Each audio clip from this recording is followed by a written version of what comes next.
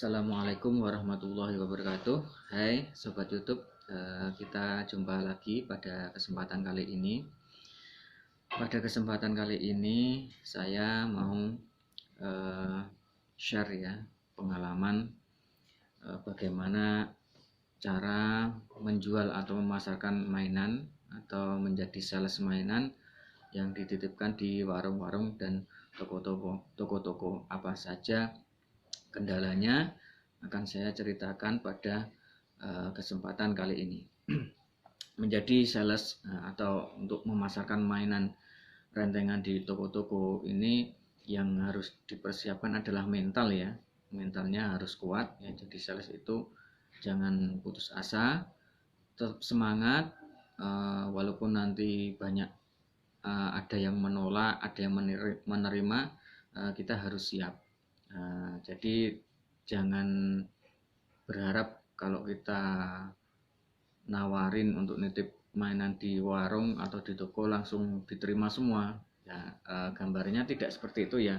Sepengalaman saya yang mencari toko-toko itu umpamanya kita cari 10 toko itu 2 atau 3 itu yang menerima, yang lainnya menolak. Nah, tapi kita nggak boleh patah semangat ya.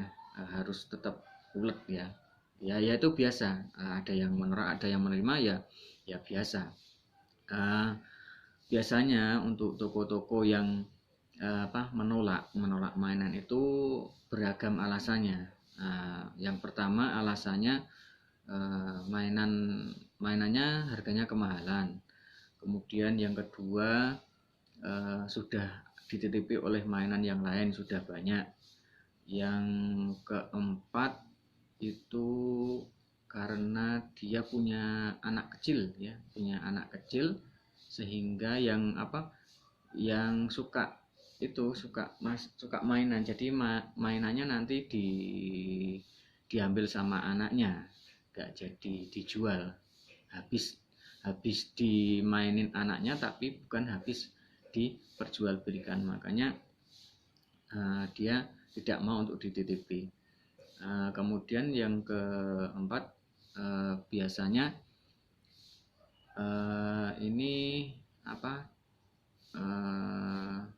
dia yang ketiga atau yang keempat ini tadi, yang ketiga ya biasanya dia memang nggak suka mainan, pemilik toko ini, jadi antipati dengan mainan. Selain mainan nggak apa-apa, alasannya gini, kadang-kadang kalau nitip selain mainan nggak apa-apa, kalau mainan nggak mau. Nah, ini bagaimana cara menghadapinya atau solusinya? Oke, untuk yang pertama, untuk alasan kalau mainannya kemahalan, saya biasanya menawarkannya gini, maaf Bapak atau Ibu, saya mau nitip mainan, ini seperti ini mainannya. Terus mereka jawab, waduh ini kemahalan nih Mas, nggak laku ini kalau dijual, kemahalan. Nah, saya jawab gini, maaf Bapak Ibu, ini mainannya kan kita belum tahu kejual atau tidaknya, laku atau tidaknya. Kalau belum dicoba kan nggak tahu ya. Maaf Bapak Ibu, saya titip dulu ya di sini ya sekitar 1 bulan, nanti kan kita bisa tahu laku dan tidaknya. Kalau belum dicoba, belum dititipin kan kita nggak tahu untuk laku dan tidaknya. Nah, saya beralasan seperti itu, dan ternyata banyak juga yang akhirnya menerimanya, dan akhirnya setelah 1 bulan saya kembali ke situ ya ternyata mainannya habis. Akhirnya pemilik toko ya akhirnya nggak apa-apa, nggak apa-apa dititipin, malah untung gitu ya. Nah, itu trik cara untuk menghadapi penolakan dengan alasan mainannya kemahalan. Kemudian untuk yang kedua, dengan alasan dia sudah dititipi mainan yang lain ya, orang lain. Untuk itu biasanya saya pakai trik kayak gini. Bu, Bapak Ibu maaf mau nitip mainan, ini seperti ini mainannya. Oh maaf Mas, ini sudah banyak mainannya, sudah banyak yang nitip. Nah, maka saya alasannya seperti ini. Oh ya Bu, maaf Bu, ini bisa untuk nambah koleksi, buat nambah pajangan mainannya. Nanti kalau mainannya tambah kan bisa tambah lengkap koleksinya. Jadi anak-anak kan seneng bisa memilih mana yang disukai, dan anak-anaknya kan nanti kan kesannya kan tokonya lengkap, koleksinya mainannya. Nah ini untuk tambah-tambah aja Bu mainannya. Nah dengan alasan seperti itu tuh banyak juga toko yang mau menerimanya, mau menerima untuk mainan kita dipajang di sana bersama dengan mainan-mainan yang lain.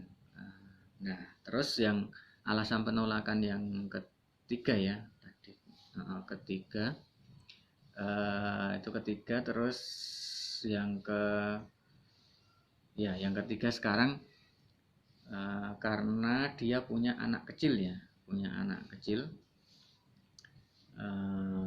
Kalau dia punya anak kecil, biasanya saya sudah tidak bisa untuk kompromi lagi ya karena memang susah kalau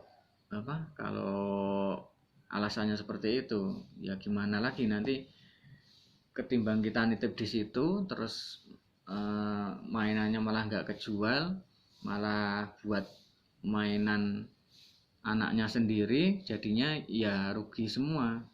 Pemilik toko rugi karena nggak bisa jual mainan, nggak ada uang yang masuk. Kita juga rugi, soalnya kita juga nggak dapat uang karena mainannya kan untuk dimainin itu anaknya sendiri. Nah makanya kalau yang toko yang alasan seperti itu, mending saya nggak masukin. Ya sudah, kalau itu saya cari yang lain, toko yang lain.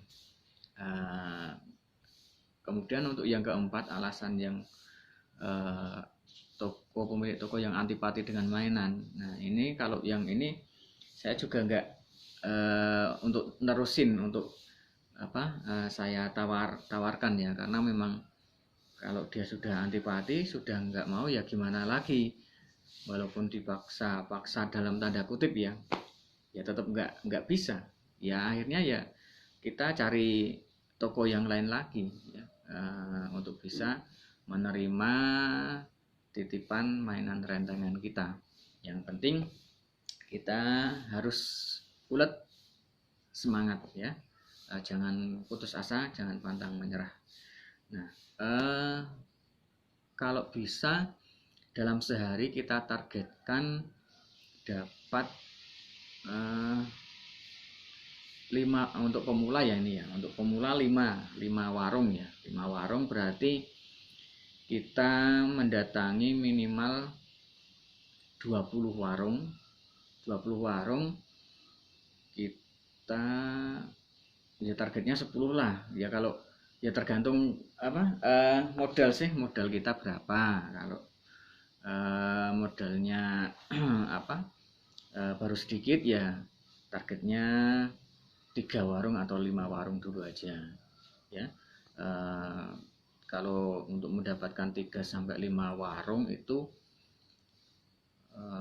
kita bisa mendatangi 10 warung 20 warung atau 20 toko. Nah nanti paling 10% atau 20%-nya kita dapat toko untuk bisa dititipin mainan. Jadi kita bisa memenuhi target kita, bisa dapat 3 atau 5 toko terus ya per hari, sampai kalau kita mau nanti ngambilnya mainan tiap hari selama biar bisa diganti setiap 2 mingguan, berarti kan 2 minggu itu ada 15 hari, berarti kita kita bikin 15 jalur. Jalur yang pertama itu hari pertama kita cari warung atau cari toko, itu kita pakai nota ya, siapkan nota, tulisi nota tersebut jalur 1. Jalur 1 berarti kita pas hari pertama kita nyari toko atau warung yang akan dititipi, target 5 ya. Kemudian nanti setelah itu hari yang kedua kita nanti cari lagi toko atau warungnya ya, targetnya juga 5, kita kasih jalur 2. Untuk hari yang ketiga kita cari lagi target toko 5, kita namakan notanya dengan jalur 3. Untuk yang hari keempat cari lagi toko atau warung yang dititipi sampai targetnya 5, kita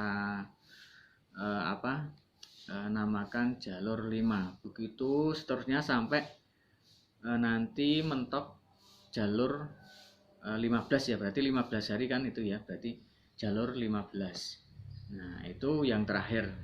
Nah setelah jalur 15 selesai maka kita nanti ini saatnya kita mengunduh hasil tanaman yang kita tanam pada hari pertama kemarin ya. Nah, oh ya jangan lupa dicatat juga ya petanya ya, peta toko-tokonya kita kalau nyari toko itu kemana saja. Nah kita kasih peta, jadi nanti pas mau kembali lagi kita tidak lupa, dan kebanyakan juga lupa, makanya ketika cari toko jalur pertama, saya gambar ini, saya tulis petanya di sini warungnya. Jalur kedua saya tulis juga. Nah, nanti lama-lama juga hafal nanti kalau sudah terbiasa terus menerus ya. Nah, yang tadi ya, kembali yang tadi, kalau sudah jalur 15 sudah dapat toko 5, kemudian untuk hari berikutnya ke 16-nya kita sudah enggak cari toko lagi ya, kita tinggal mengganti toko yang kita cari pada hari pertama ya. Terus kita ambil yang laku-laku, yang pas kita nitip di hari pertama itu toko-tokonya, terus kita titip lagi yang baru. Nah itu kita sudah bisa memetik hasil dari nitip mainan rentengan tersebut. Kemudian hari kedua juga sama, kita sudah nggak cari lagi ya, cari toko lagi, kita tinggal mengganti mainan yang baru di toko jalur yang kedua pada hari yang kedua kemarin yang pas nyari yaitu ya. Nah kita ganti yang baru, yang lama-lama kita ambil sama kita hitung berapa yang laku. Nah itu terus kita ganti yang baru, begitu seterusnya. Nah kalau mau nambah toko gampang, pas hari pertama itu pas penggantian kita ganti, sekalian kita ganti toko yang sudah dapat 5 tadi, kita minimal 1 lah, kita juga nyari toko yang baru, sekalian nyari toko yang baru untuk pengembangan ya ini ya. Tapi kalau belum, modalnya belum bisa ya, kita ganti dulu aja, kita ganti dulu mainannya di toko pertama, di jalur pertama tadi, nanti kemudian di hari kedua juga ganti mainan yang baru ya, kemudian di jalur yang ketiga di toko di hari yang ketiga juga diganti yang baru, begitu seterusnya sampai 15 jalur ya, karena 2 minggu berarti kan 15 hari 15 jalur. Nah seperti itu. Nah kalau umpamanya pengen pengembangan ya nggak apa-apa, setiap kita ganti di tiap jalur kita tambah toko minimal 1 lah ya, biar nanti bisa berkembang.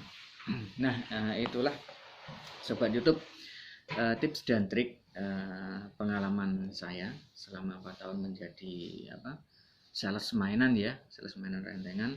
Bagaimana kendala dan bagaimana cara mengatasinya. dan juga bagaimana cara mencari warung, cara mencari toko untuk bisa dititipi. Oke, sekian dulu tips dan trik dari sharing pengalaman mencari toko ya, pemasaran untuk mainan rentengan. Jangan lupa subscribe dan klik tombol loncengnya, like dan komennya apabila video ini bermanfaat. Nantikan video-video yang saya update berikutnya yang lebih menarik lagi. Oke, wassalamualaikum warahmatullahi wabarakatuh. Dadah, bye bye.